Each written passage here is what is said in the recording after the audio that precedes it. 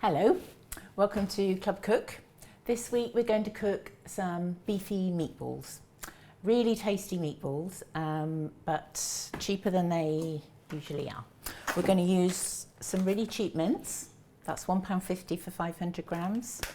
You could use turkey mince, lamb mince, this is beef, or you could use Quorn or a meat alternative, just the same quantity. And we're going to add green lentils.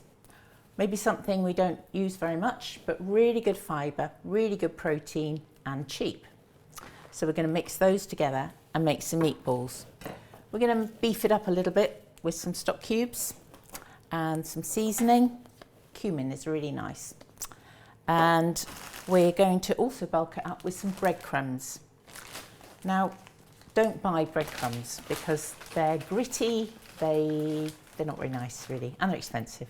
So if you've got any stale bread, just a few slices left over, dry it out overnight. This dried out over a day, so it's really quite crispy.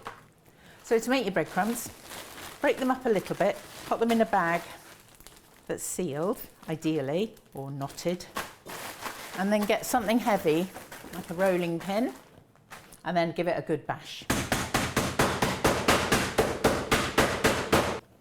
Okay, so we've bashed those breadcrumbs, got a frustration out, and I'll just tip them into the bowl. And that's nice and fine, pretty fine. It's good enough. Just that one. Right, so to the bowl we're going to add our beef. Pop that in.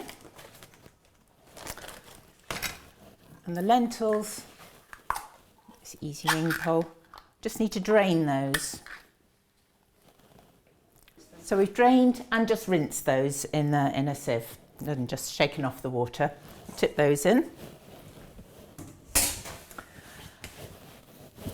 Now we're going to add some beef stock cubes, or any vegetable stock cubes or stock cube powder would be fine. Just crumble that in.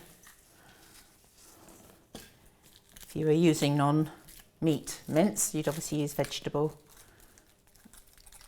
stock cubes. Crumble those in.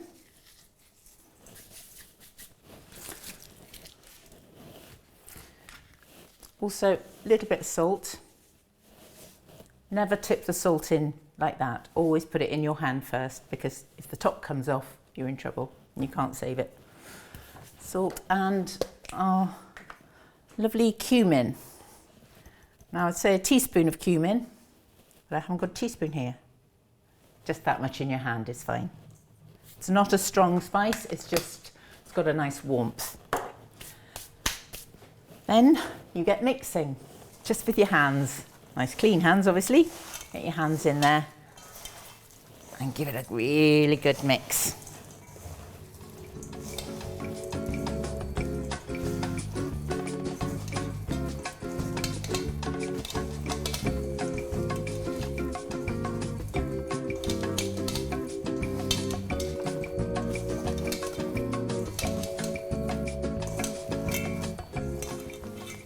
Just need to keep mixing until it's really combined and all looks the same and you haven't got patches of one thing or the other.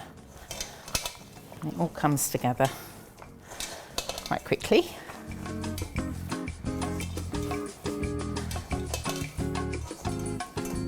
Now this is quite a large quantity.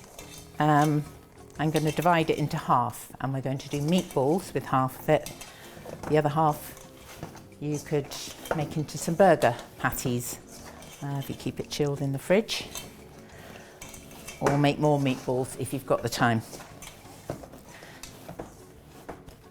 Right, so that's pretty mixed lump like that. Okay, so we're going to just divide this into half, and we'll work with that for now. And we pop that bit in the fridge for later. So you need to take walnut-sized balls. I think it's about that much. But if you want to make bigger ones, that's fine. If you want to make smaller ones, that's fine. If you've got little children, maybe they like a few more smaller ones. So you want to make them about the same size as each other, and then they'll cook the same. Now, you really need to squeeze this together. It's no good just getting a bit like that, rolling it up and popping it down there, because you've got gaps in there and they will break up when they're cooking and the lentils will sort of pop out, and you want to get them nicely squeezed together. And just roll them around like that. Lovely little meatball like that. So we're going to do that with all of this. We should get about 16, I think. Okay, so from that we've half the mixture's made 18 balls about that size. I'm going to cook those now. Just a little bit of oil in the pan, about a tablespoonful, I'm not measuring it. So depending on how big your pan is, depends how many you can cook. I think I can just about get all of these in here. You just want a bit of space in between them. And then as they start to cook, we're just going to shake it a bit so they roll around. And we can fiddle about with them a bit to make sure they're cooked on all sides. You don't want them to stick to each other, and you also don't want to break them up really. Having lentils in them, the lentils can sort of break off a bit, but hopefully they won't if you've squidged them together enough. We'll see. Now this would be, you can eat these as meatballs with a tomato sauce and spaghetti. That's really nice. We'll show you that. Or you could have them in a pitta bread with some salad, some hummus, some chilli sauce if people want something more spicy. And actually they're quite nice cold out of the fridge for snacks or lunch boxes or quick lunches. So rolling them round, they're beginning to brown, going brown rather than pinky red. They'll need about 5 to 8 minutes. If you were doing burgers, they would need a little bit longer, probably 5 to 8 minutes on each side. And you want to cook those either way. They should be cooked thoroughly, not pink inside. We'll cut one open at the end just to check that. Just going to cook some spaghetti to have with those. Give those a little shake.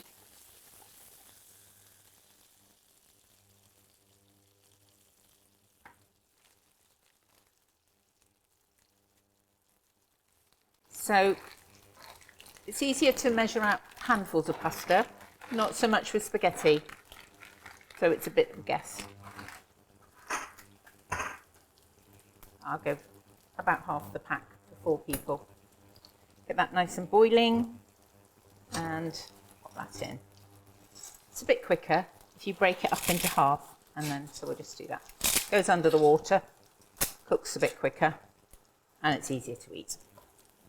A little stir, and I'll just pop a little bit of salt in the water, just a tiny bit. Yeah. Okay, so I'll just show you with the rest of the mixture, the other half. We could do that with meatballs as well. And you could freeze those meatballs actually. If you freeze them in a bag, nice and flat in the freezer, and then when they're frozen, you can just jumble them up together, and then they're separate, and you can just take out however many you want when you want to cook them. But this, I'll just show you how we're going to do the burgers. I'm not going to cook them today, but we'll just show you. So you could make 6 out of this, or you could make 4 nice chunky ones. So we'll do 4 chunky ones. Cut as evenly as you can into 4. And then it's just like the meatballs. You've got to squeeze them to get that really close together. So I do that like a little ball, then flatten it a bit, and then if you just shape it around with your fingers to get that flat edge, flatten it a bit more. You don't really want the cracks. If it opens up at the edge, just squeeze those together. And there's one.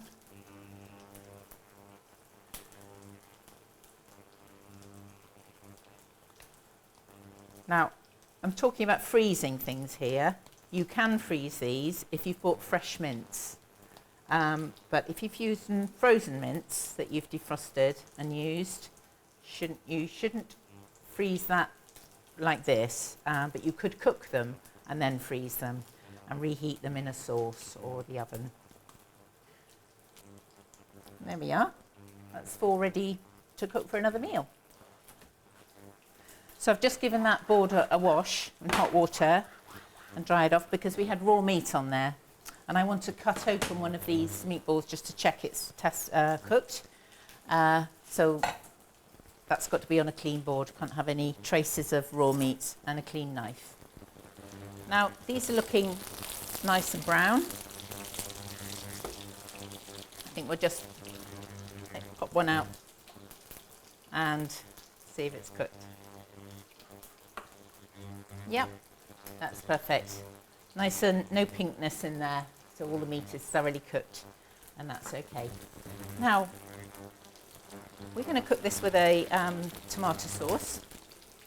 Last week we made tomato sauce, so I'm just going to pop that into the pan and cook that through with the meatballs. Make a nice sizzle when it goes in. There we are.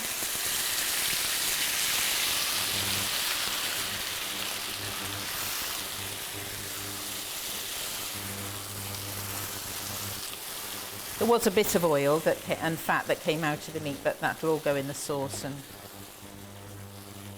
make it a bit richer. That's probably enough sauce. We'll save that for later for another one.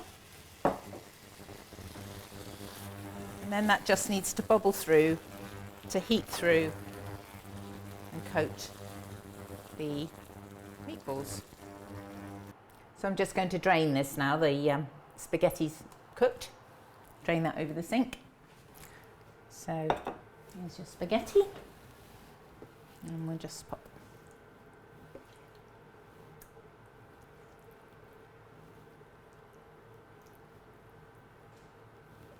And one more. There we are. Spaghetti meatballs.